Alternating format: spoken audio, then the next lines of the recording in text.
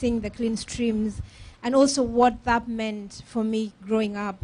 And I think seeing some of these things also being degraded, the water levels going down, the streams not flowing in the same fast speed, and to use your voice to protect that space because you love it so much. So I think that's really one of the things that we are missing and that's why in the same way we see a really big disconnect between what is happening in the inside of the rooms where the negotiations, so the realities on the ground, because there's a disconnect with the realities, and I think this is human heart to actually say this is what needs to happen.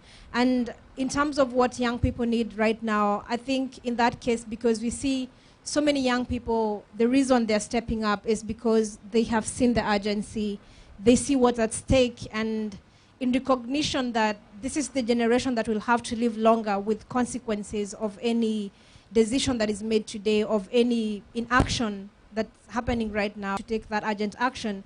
So I think we really need to be taken seriously, because I feel until now, I don't think young people have yet to be taken seriously. And this also calls for meaningful and genuine engagement of young people. Right now, I'm at COP27 with about 35 young people from across Africa, and these are young people who are doing really great initiatives back at home. And so at the Wangari Maathai Foundation, we started the Africa Climate Activist Hub. And I remember one of the first informal meetings we had with the young people, we asked them so many questions.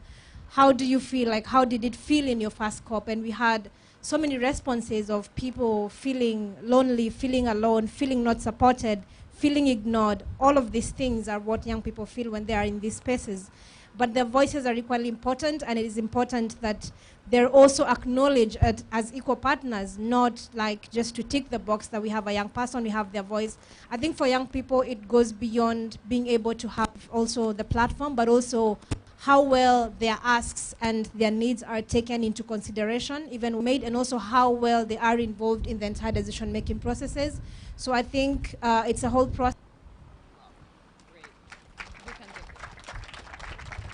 Yeah, I love what Liz said. I just wanted to add that the hub that Liz mentioned, I mean, one of the things that is really important is, and Paul, you know this from your time at Unilever, innovation requires that you give people space, you create the level of comfort that allows innovation to thrive. The solutions, well, the issues that we're facing today actually rest in the heads, hands, hearts of young people. And if we don't listen, I think there's you mentioned, Alejandro, intergenerational dialogue, or I think it was you who mentioned, that if we actually genuinely engage in dialogue, there's so much innovation that can come out of that. Ideas that will unlock the blockages that we have at the moment. I sometimes feel like young people are watching us in this circus, and what. So we could sit here the whole day because you're all amazing, and I think we're sort of enjoying it. Are you guys enjoying it? I'll give you a few seconds to think about the final question, but if there's one thing you could change coming out of the COP, what would it be? Just one thing as your final comments. But before I do that, let me just build on Manjira's comments a little bit. You know, 50% of the world population right now is below 30 years old. That's half the world's population. And the interesting thing is those people are going to be 100% of the population tomorrow. So how do you leverage your voice? I believe personally it's not only demanding a seat at the table, you deserve a seat at the table, and more importantly, you deserve the table in many of the cases, if I may be honest. And we need to insist in everything we do that we do that. But my simple point to you is there are a few things that you need to leverage as much as you can. You know, you are an enormous economic force. The money that you spend combined now on things to live in this world is more than any other group of the population. How many are going into the store and buying a piece of clothing and ask where it comes from? Or how many the people get paid to produce it? The average young people now have 4 times more clothes at home than 3 decades ago. Part of the problem is this infinite consumption on a finite planet. So use your economic power is a very important thing.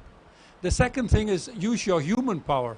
Not only what you see here with our 3 wonderful people on the panel, but you can decide for whom you work increasingly so.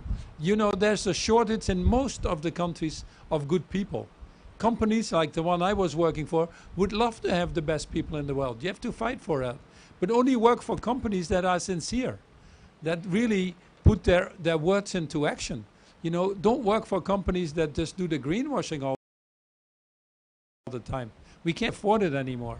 And the last thing is, which you would not be surprised about, is use your political force. We really have to get new leaders. It is a shame that, at least in our short lifetimes, that we are probably at a moment where the political leaders are certainly not something that I would be proud of. It's probably the worst I've seen in my limited life on Earth. We have to get involved in politics. We have to elect the right people that know what needs to be done, that operate under this higher level of empathy and compassion and take care of the global problems first before they take care of their own needs. That is a very important thing. So that's the role that we all have to play. But now we're in the last 3 minutes.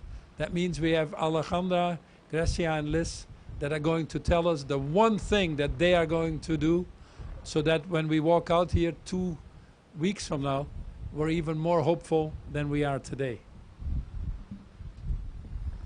Well, thank you, Paul. That was amazing. Was thinking on the question, and I phrased my answers. I'm a forcibly displaced migrant that happens to be gay from the global south and cares about air pollution. And I'm here. And I think that diversity that I bring to the table, that I also see in you, I think that's what's going to change this COP. Because we need more dialogue, but not between the same people that are always talking between themselves. We need dialogue with youth, indigenous leaders, with gay leaders, even here, with migrants, forcibly displaced migrants and refugees, with everyone. And I think that diversity, it gives me hope, because the result is going to be different if the people on the table are different. And what we bring here is intersectionality. We bring different identities, and I'm hopeful for that. I think we are young people. We have the skills, we have the competencies, and we have the compromise. So I think all we need is just the chance, the opportunity, the trust to really show what we can do, and we're doing already. And yeah, I think this is what I expect from this space, that there is more young engagement, that we are able to take on the spaces and raise our voice. This is what I'm looking for. So yeah, keep working in team, because we gotta do it.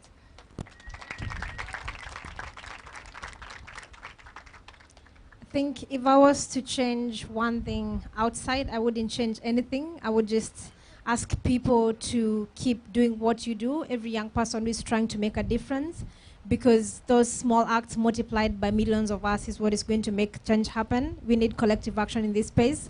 But if I was to change something inside the COP, I would make it an accountability COP, because what we are lacking is honesty, we are lacking responsibility.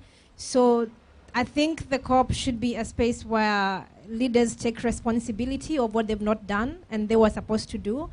But I think the pattern is people making many announcements and pledging and committing, all those things.